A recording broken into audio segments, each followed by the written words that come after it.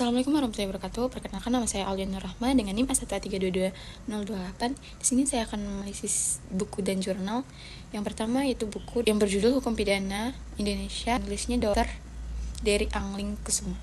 Yang dimana bab satunya itu menjelaskan sejarah singkat hukum pidana di Indonesia.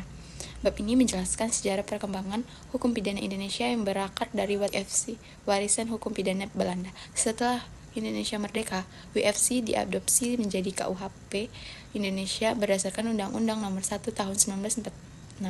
Penulis juga menguraikan berbagai revisi dan rancangan KUHP baru sebagai upaya pembaruan hukum pidana nasional. Di bab ini menekankan pentingnya dekolonisasi hukum pidana. Secara kritis, penulis menunjukkan bahwa walaupun Indonesia telah merdeka, substansi hukum pidananya masih banyak mengandung semangat kolonial. Pembentukan KUHP nasional menjadi langkah penting untuk mewujudkan hukum yang sesuai dengan nilai-nilai sosial dan budaya Indonesia. Bab 2, asas-asas hukum pidana, yang dimana bab ini membahas asas-asas dasar hukum pidana seperti asas legalitas, asas teoritas, personalitas, perlindungan, dan universalitas. Masing-masing asas dijelaskan dengan contoh penerapan dalam KUHP, misalnya pasal 2-8. Penulis menegaskan bahwa asas legalitas merupakan pilar utama hukum pidana. Tidak ada delik tanpa undang-undang, namun fleksibilitas diberikan untuk delik adat sebagai bentuk pengakuan terhadap hukum yang hidup di masyarakat. Ini menunjukkan keseimbangan antara kepastian hukum dan keadilan sosial. Bab 3, teori-teori tentang hukum pidana.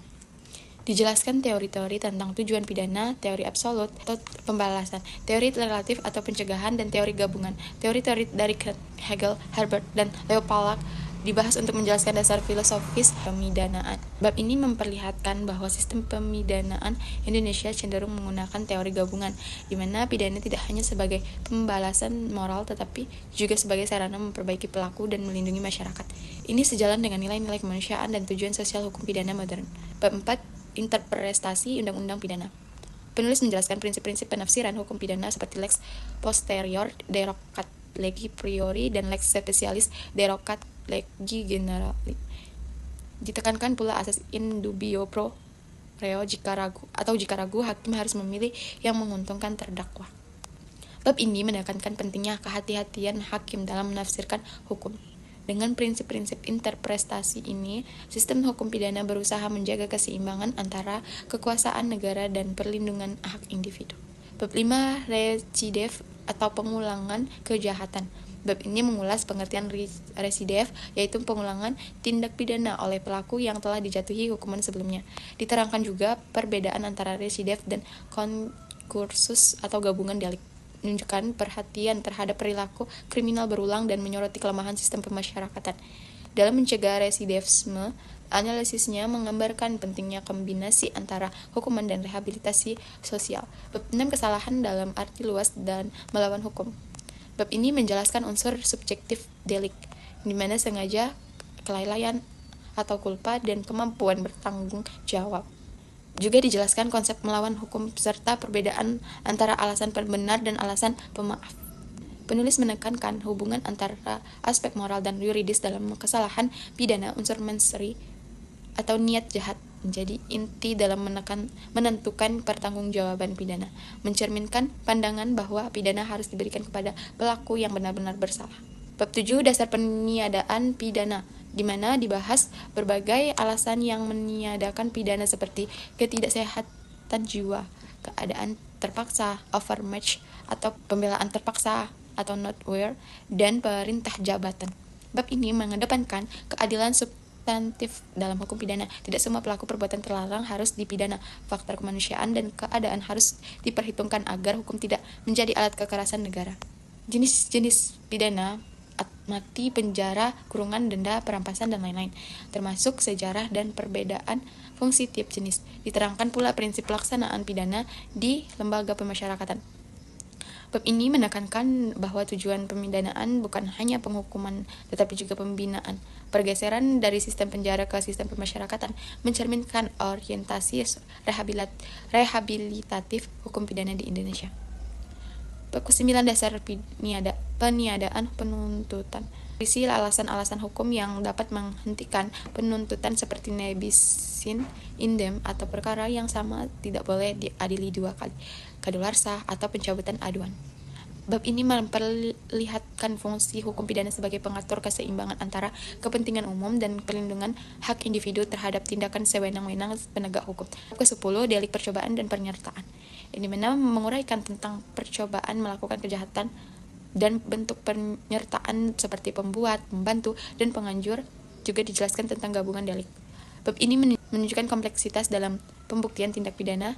Sistem hukum pidana Indonesia berupaya memastikan bahwa niat jahat yang nyata tetapi belum menimbulkan akibat tetap dapat dijerat hukum dengan batasan moral dan hukum yang jelas. Selanjutnya, jurnal pertanggungjawaban pidana dan perlindungan hukum bagi pelaku tindak pidana dengan gangguan kejiwaan. Pertanggungjawaban pidana bagi ODGJ, unsur subjektif, kesalahan, dan kemampuan bertanggung jawab. Selanjutnya, kasus menunjukkan pelaku FTA diagnosis skizofrenia berat. Berdasarkan hasil pemeriksaan psikiater, pelaku tidak sadar dan tidak dapat membedakan benar salah sehingga unsur kesalahan tidak terpenuhi. Aparat penyidik menghentikan perkara dengan menerbitkan SP3 surat perintah penghentian penyidikan. Tepat pasal 44 KUHP, pelaku tidak bisa dipidana karena tidak mampu bertanggung jawab. Namun aparat penegak hukum juga harus memastikan prosedur medis dilakukan secara profesional agar tidak disalahgunakan sebagai alasan pembebasan. Unsur objektif melawan hukum, kualitas pelaku, kausalitas, meskipun perbuatannya memenuhi unsur melawan hukum karena merenggut nyawa orang lain, tetapi unsur kesalahan subjektif tidak ada. Kualitas pelaku sebagai individu, cacat mental menghapus sifat melawan hukum. Unsur kausalitas, perbuatan kematian korban tetap ada, namun tidak menimbulkan tanggung jawab pidana karena pelaku tidak sadar.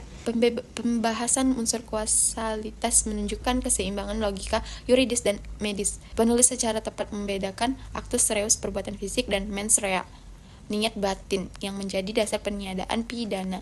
Perlindungan hukum bagi ODGJ pelaku kejahatan. Kesetaraan di hadapan hukum, pasal 28D Undang-Undang Dasar 1945, ODGJ tetap harus diperlakukan manusiawi, tidak boleh dipasung atau ditelantarkan. Dalam kasus FTA, keluarganya menolak perawatan di RS Jiwa dan justru memasung pelaku, bertentangan dengan Undang-Undang Kesehatan 2023. Di sini tampak kontradiksi antara norma hukum dan praktik sosial. Negara seharusnya menjamin rehabilitasi medis, tetapi aparat menyerahkan tanggung jawab ke keluarga, melanggar prinsip state responsibility. Kepastian hukum memberikan jaminan bahwa ODGJ tidak dapat dihukum pidana tetapi harus dirawat. Namun ketentuan ini tidak diterapkan karena kurangnya fasilitas dan pemahaman masyarakat. Penulis menyoroti ketimpangan antara norma dan implementasi yang disebabkan lemahnya koordinasi antara aparat hukum dan instansi kesehatan. Akses keadilan, penulis menilai tidak ada keadilan substantif bagi pelaku. Meskipun bebas dari pidana, ia malah dipasung dan dilantarkan. Ini bertentangan dengan prinsip keadilan bermartabat dan hak asasi manusia. Artikel menunjukkan bagaimana paradigma masyarakat yang masih stigma terhadap ODGJ memperparah pelanggaran HAM. Negara seharusnya mengambil alih tanggung jawab rehabilitas, bukan menyerahkan pada keluarga yang tidak kompeten. Kesimpulannya, ODGJ tidak dapat dimintai pertanggungjawaban pidana karena tidak memiliki kesadaran dan kemampuan mengendalikan diri. Pasal 44 KUHP, namun unsur objektif kausalitas tetap ada, sehingga pelaku perlu dikenai tindakan medis, bukan hukuman pidana. Perlindungan hukum belum terlaksana efektif. Praktik pemasungan dan pelantaran melanggar pasal 76 Undang-Undang Kesehatan dan prinsip HAM. Negara belum mampu menjamin fasilitas rehabilitasi dan edukasi keluarga ODGJ.